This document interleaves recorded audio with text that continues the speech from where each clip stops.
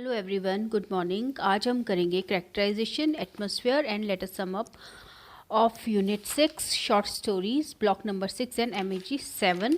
ये Ruskin bond ने जो उन्होंने जो तीन स्टोरीज लिखी है ना, Copperfield in the jungle and island in of the trees and a room for a leopard, जो है ना, इसकी कैरेक्टराइजेशन इकट्ठी दी है बुक में, तो वो आज मैं आपके लिए रीड करूँगी।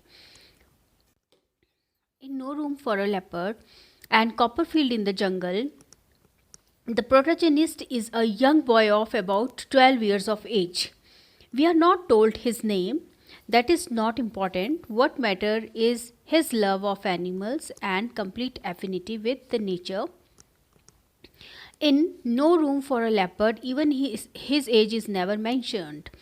Only from the illustration do we surmise that he is no more than 10 to 11 years. We don't know why he crossed the forest every morning and evening. True, his cottage was just above the forest, but we are not told why he travelled all by himself and why his people back home never worried about his safety. Surely, surely they would have known about the many birds and animals frequenting that area. The shikaris show more concern when they tell him that there is a leopard around and he should carry a gun. Nor are we told anything about the shikaris except that they were only interested in the money the leopard skin would fetch them.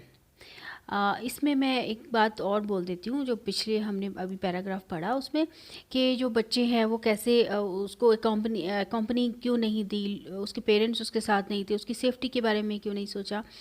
पहाड़ों में ना लोग, पहाड़ों में बच्चे भी, मतलब अभी का टाइम तो अलग है, लेकिन उस टाइम, पुराने टाइम में जब ये स्टोरी लिखी गई होगी, उस टाइम पे क्या था कि बच्चों के साथ कोई जाता आता नहीं था, वो अकेले भी जंगल के रास्ते से चले जाते थे।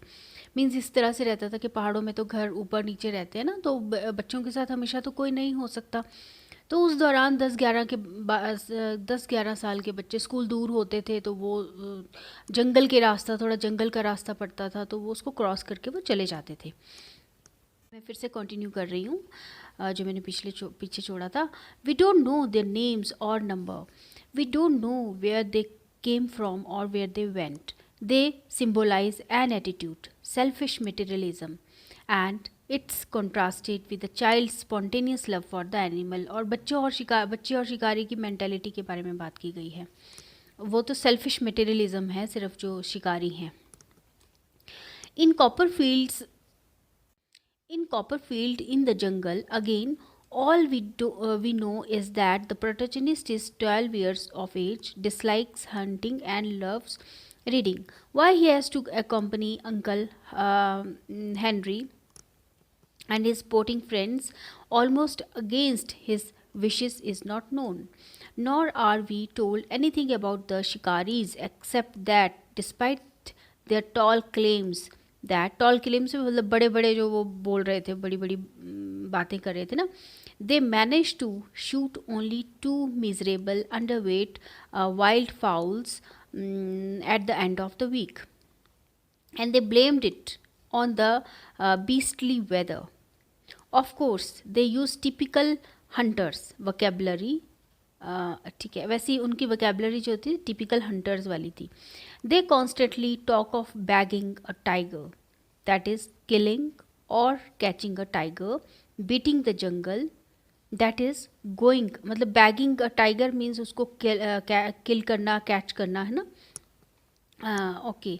और बीटिंग द जंगल का मतलब है that is going into the jungle to drive out games for sports or shooting, usually accompanied by drum beaters and campfire boasting. That is अच्छा, accompanied by drums, है ना. ओके, नाउ है beaters, drum and beaters, ठीक है, and camp fire boasting. इसका मतलब है ये 3 चीज़ें दी गई हैं ना, 3 वोकेबलरी, जैसे कि बीटिंग द जंगल हो गया, फिर आपका हो गया बीटिंग द जंगल के बाद में हो गया, जस्ट वेट, डैगिंग अ टाइगर हो गया, बीटिंग द जंगल हो गया, एंड कैंपफायर बोस्टिंग हो गया. Campfire boasting, that is boasting of their past exploits, often imaginary, sitting around the fire made with logs in the open air at night. Only in an island of trees, Koki's grandmother controls the narrative, but she is throughout sorry, recalling about her own childhood when she would not have been older than कोकी herself. ठीक है, कोकी से वो बड़ी नहीं थी, उस एज की बातें वो याद करती हैं. To make Koki understand the value of trees in life, she recreates her past, her happy memories of a loving and caring father.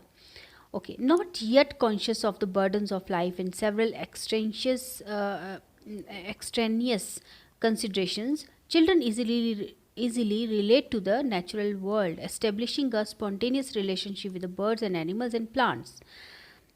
Okay बच्चों को तो बर्डन नहीं है ना लाइफ का, और चीज़ें सोचते नहीं हैं वो, दे आर वेरी इनोसेंट, तो वो जल्दी कनेक्ट कर लेते हैं प्लांट्स एंड एनिमल्स से, ये बर्ड से. These children carry a message for adults. If hunting for fun or profit goes on, if trees continue to be felled, the earth would become a desert in no time. Now we are talking about the atmosphere. Since no room, atmosphere means कैसी setting है, किस तरह का environment दिया गया है. Since no room for a leopard is about deforestation and its accompanying aftermath results, मतलब the story gives a vivid picture of the forest along with the magic of its flora and fauna.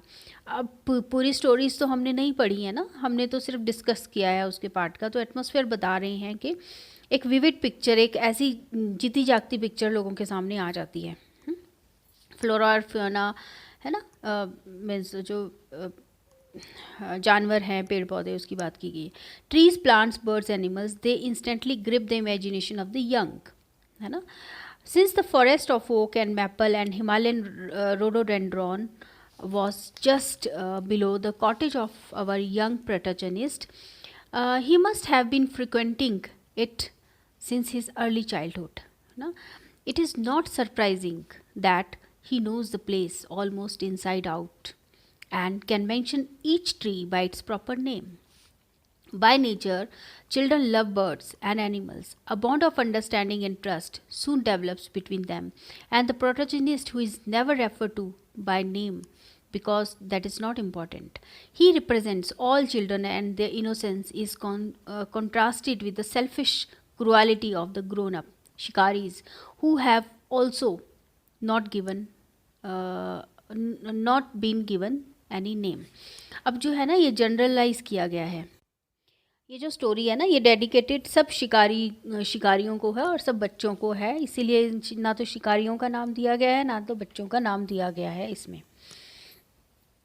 A fantasy also must have a logical framework, may be not logical from our practical point of view, but logical framework है इसमें, है ना.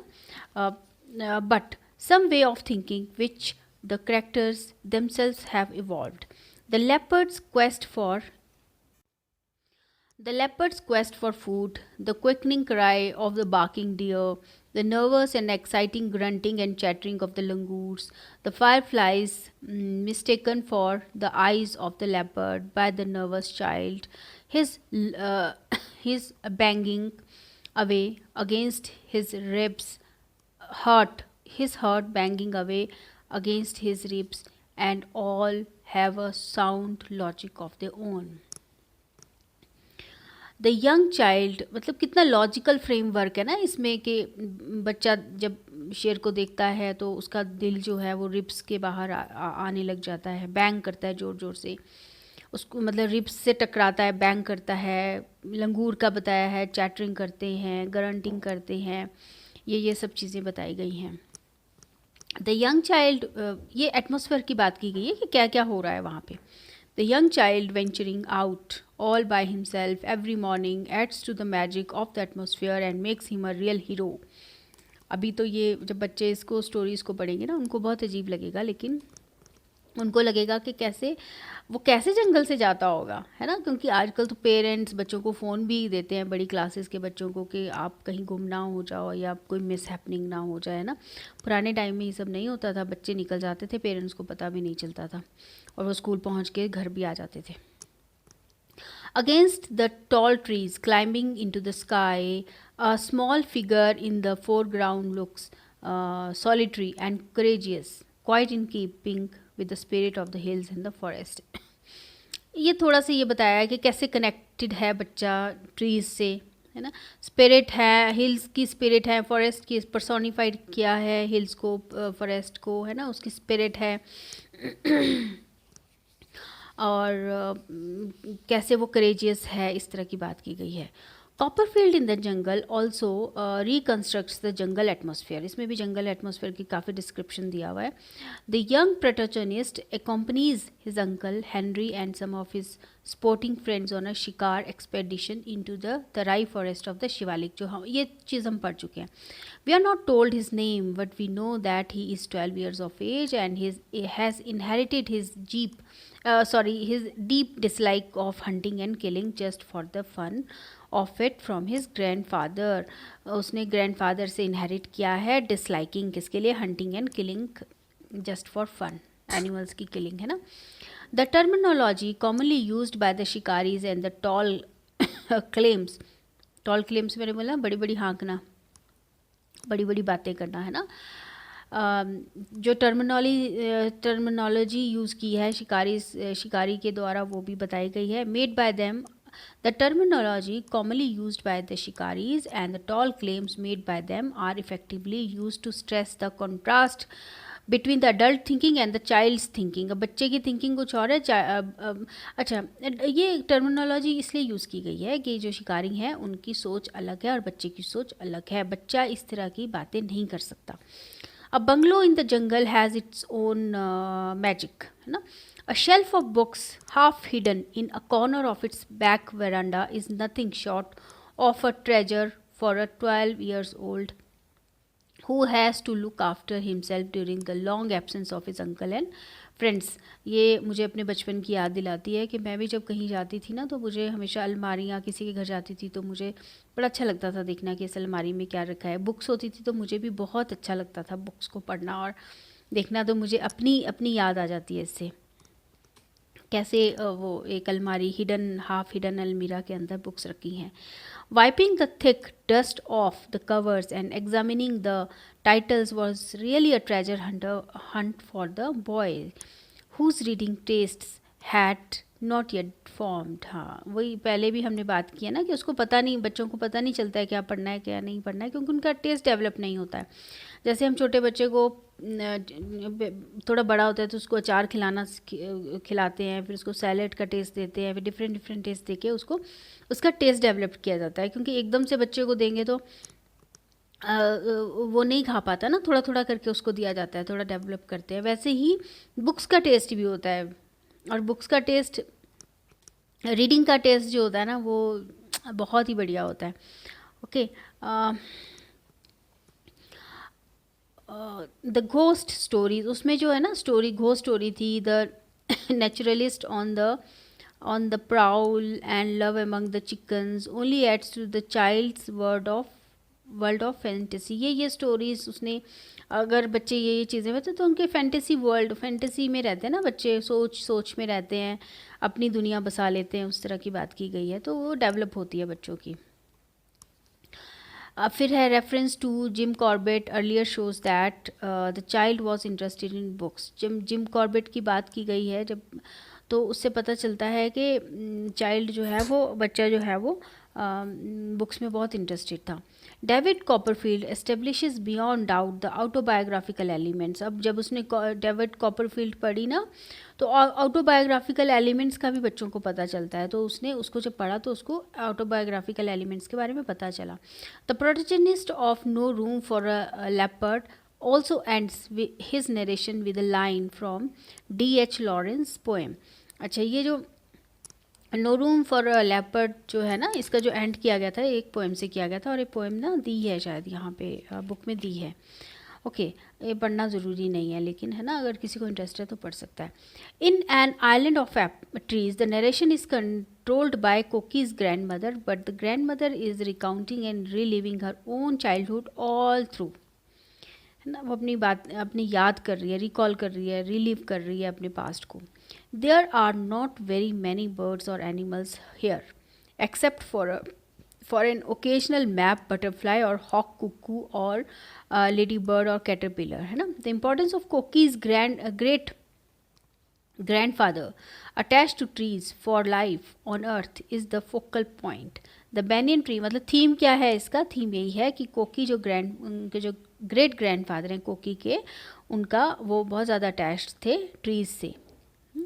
The banyan tree gave shelter not only to the human beings but many birds during the monsoon. The gossipy rosy pastors, quarrelsome manas, cheerful bulbuls, and coppersmiths, and sometimes a noisy bully crow. ये सब नाम है birds के.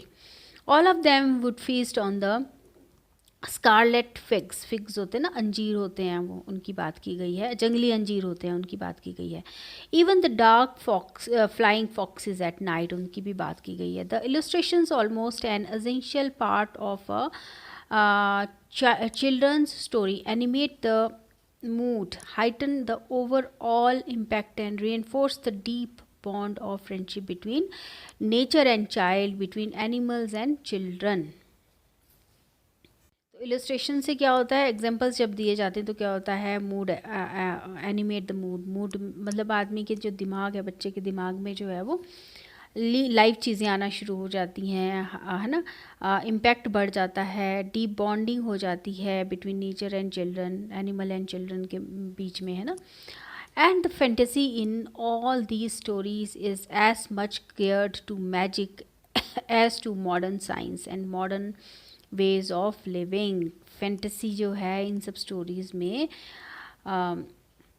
हमारी जो modern science है या modern way of living है, उसमें एक मैजिक आ जाता है इससे, क्योंकि मॉडर्न लाइफ तो डिफरेंट है ना. तो इन सब फैंटेसी से जो मैजिक आ जाता है, एक बदलाव आ जाता है सोच में. There is none of the mecca there is none of the hair raising of a died in the, ये छोड़ देते हैं ना. हाँ, there are no ghost but the stories have a haunting atmosphere which stage with us for a long time. Atmosphere ऐसा दिया गया है, घोस्ट तो है नहीं है, लेकिन एक तरह से हंटिंग एनवायरनमेंट है. ओके, इसमें एक पोएम भी दी गई है, उसको तो मैं नहीं पढ़ूंगी, जो कि टी.एच. लॉरेंस की है. इसके एंड में मैंने पहले अभी बताया था ना, डिस्कस किया था. चलो जी, अब हम आ गए लेट अस सम अप पे. ठीक है, it is important to remember that even in a fantasy there should be a moral. अब फैंटेसी तो है, लेकिन बहुत इंपॉर्टेंट चीज़ है जो है मोरल इन चिल्ड्रन स्टोरीज में. Of course it should not be made too obvious. Children are मतलब टू ऑब्वियस मतलब सीधा सीधा नहीं बच्चों को बोल दिया जाता, कुछ स्टोरीज में सीधा सीधा नहीं बोल दिया जाता मोरल, है ना. बच्चों को कहानी सुनाई जाती है, उसके बाद वो खुद उसको समझते हैं, उसके बाद उनको मॉरल समझ में आता है. ये नहीं है कि मॉरल ऊपर लिख दिया और फिर उसके बाद स्टोरी लिख दी, नहीं, ऐसा नहीं है इन स्टोरीज़ में. ठीक है, children are indirectly taught certain virtues. Indirectly वो ये मतलब ऑब्वियस की बात ये है कि इनडायरेक्टली उनको सिखाया जाता है, जो मैं अभी बता रही हूँ आपको, कि स्टोरी बता दी, उसके बाद वो खुद चीज़ें समझ आते हैं. तो इसमें बोला है कि children are indirectly taught certain virtues means अच्छी आदतें, like love and kindness towards animals as well as other human beings, helping those in trouble, punishing और डिफाइंग द विकेट. देखो, हेल्पिंग अदर्स हो गया इन ट्रबल, फिर हो गया punishing, फिर हो गया पनिशिंग द विकेट, जो बुरे लोग हैं उनको पनिश करना, truthfulness, respect for elders etcetera. ये अच्छी अच्छी आदतें उनको सिखाई जाती है. पैराडॉक्सिकली, अब इसका उल्टा देखो, दीज स्टोरीज हैव उल्टा नहीं बोल सकते, मतलब एक just wait. Okay, paradoxically means जैसे दो साइड्स है ना, एक साइड में तो क्या है, बच्चों के लिए शिक्षा है, दूसरी तरफ the stories have a very clear message not for children but for adult also. We the adult, हम जो एडल्ट लोग हैं, have to realise and remember what trees mean to us, to our future. We the adult have to realise and remember what deforestation can and will do to our environment and ultimately to us. तो deforestation के बारे में, tree हमारे future के लिए, हमारे लिए क्या काम करते हैं. ठीक है, ओके. वी द अडल्ट्स, अब फिर से बोला है, हैव टू रियलाइज हमें रियलाइज़ करना है, and remember the harm mindless killing of animals for the fun of it or for monetary gains will ultimately do to life on earth in the days to come. So वही है कि deforestation के बारे में सोचना है, realise remember करना है कि जानवरों को मारा जा रहा है, क्यों मारा जा रहा है, नहीं करना चाहिए, है ना. Children, the future of mankind, are asking the adults to ensure a safe future for them in a healthy environment.